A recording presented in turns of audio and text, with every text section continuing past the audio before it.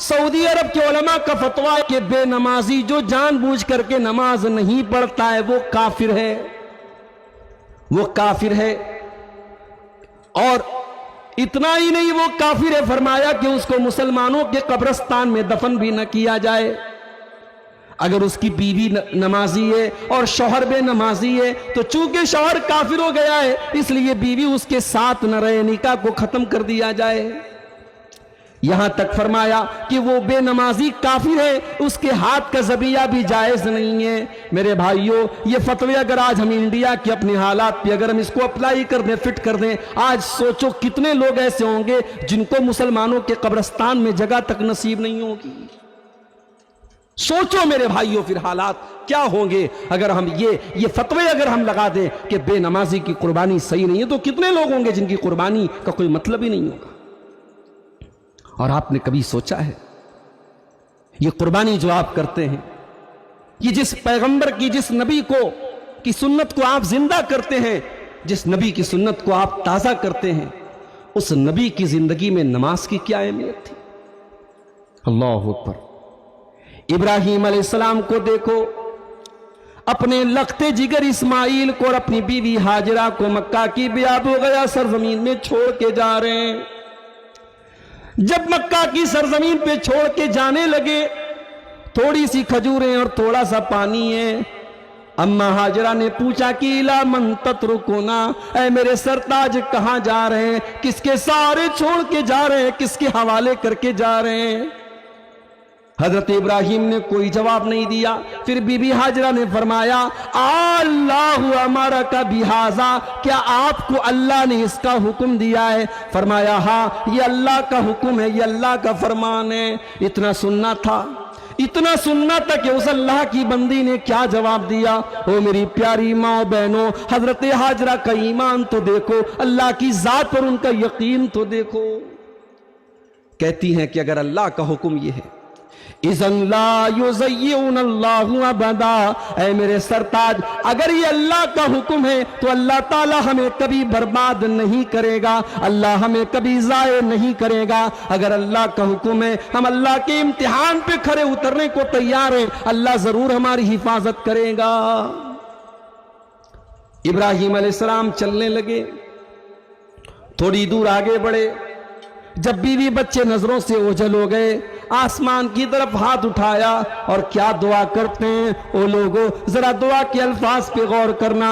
ربنا انی اسکنت من ذریتی بواد غیر ذی زرع عند بیتک المحرم ربنا لیقیموا الصلاۃ۔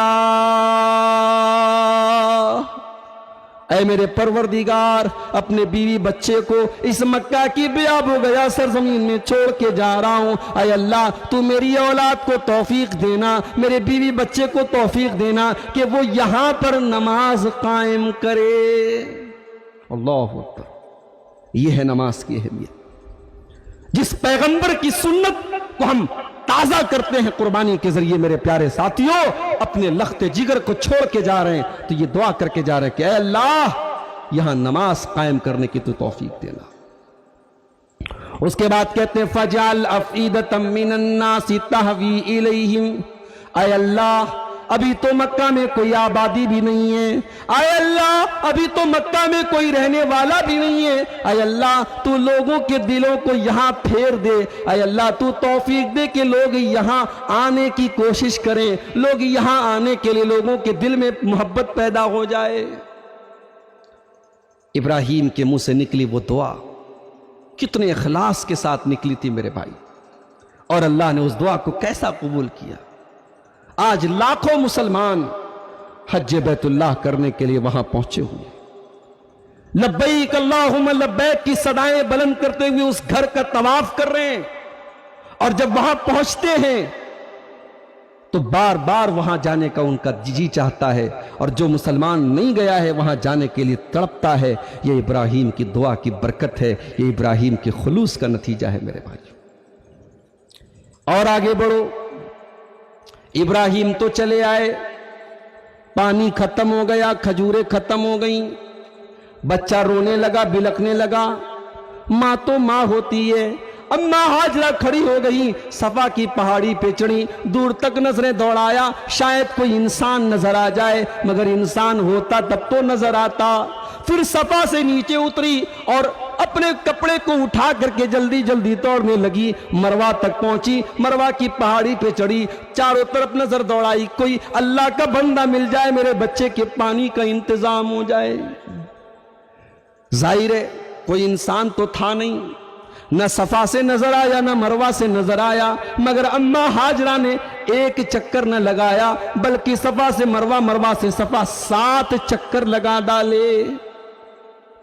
मालूम है मेरे चक्कर लगाने से कोई आने वाला नहीं है, कोई नजर आने वाला नहीं है, मगर माँ वो होती है मेरे प्यारे साथियों जो बच्चे के लिए कुछ भी करने को तैयार हो जाती है। ये अलग बात है, बच्चे जब बड़े हो जाते हैं कभी उस माँ को ही आंखें दिखाने लगते हैं, कभी बच्चे जवान होने के बाद उसी माँ के साथ बदतमीजी करने लगते हैं। वो लोगों, काश तुमने माँ के मकाम को समझा होता, काश तुमने माँ की कुर्बानियों को समझा होता। 7 चक्कर लगाए अम्मा हाजरा ने।